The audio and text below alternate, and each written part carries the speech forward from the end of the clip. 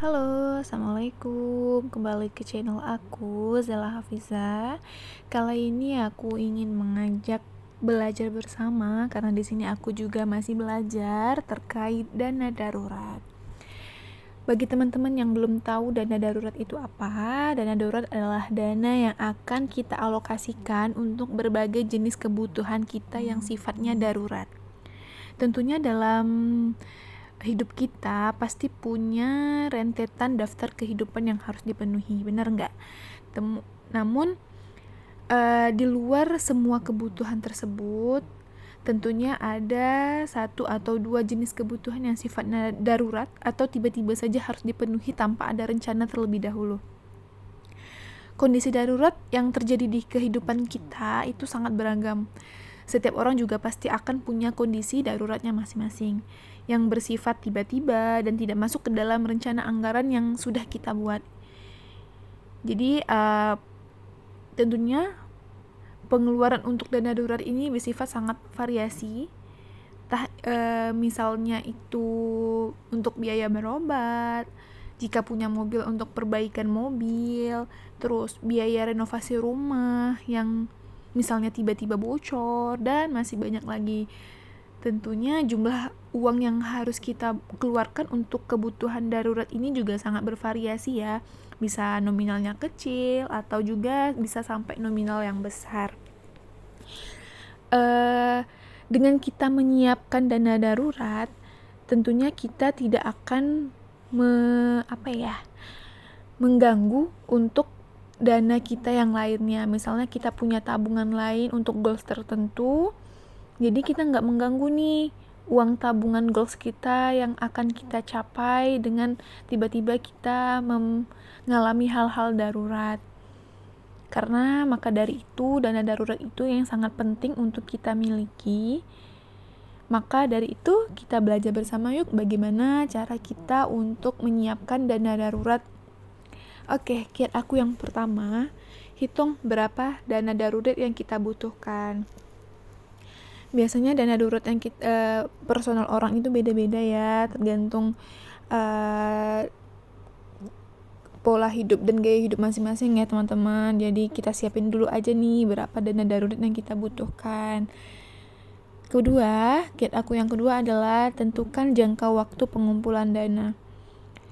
Jadi ketika kita tahu nih berapa dana yang harus kita kumpulkan, maka kemudian kita harus menentukan berapa waktu yang akan kita capai. Maksudnya ketika waktu yang harus kita selesaikan dana darurat yang sudah kita rencanakan tersebut. Kemudian kiat yang ketiga, itu sangat penting sih menurut aku. Kita harus memisahkan rekening yang biasa kita gunain dengan rekening darurat. Mengapa seperti itu? Karena takutnya ketika kita sudah menyiapkan dana darurat kita yang digabungkan dengan dana biasa yang kita miliki, tentunya itu akan membuat kita tidak bisa mengontrol ini dana apa ya yang aku ambil, apakah ini dana darurat yang aku udah kumpulin atau dana yang emang udah ada di rekening aku. Jadi itu bisa mengganggu proses menabung dana darurat kita teman-teman. Jadi usahain dibedain ya rekening antara dana darurat dan rekening yang biasa kita gunain untuk belanja atau kebutuhan.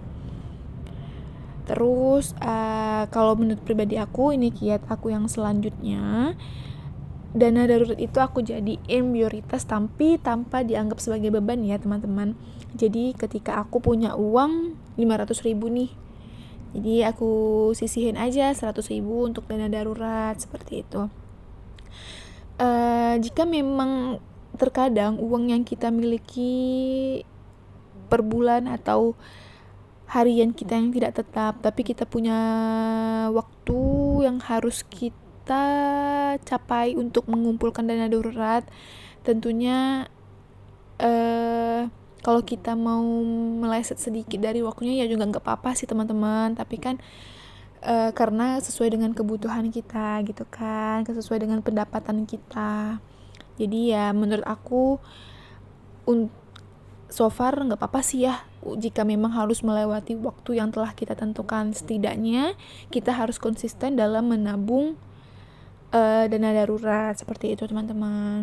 Oke, mungkin sampai situ aja ya teman, untuk kita belajar bersama terkait giat mengumpulkan dana darurat.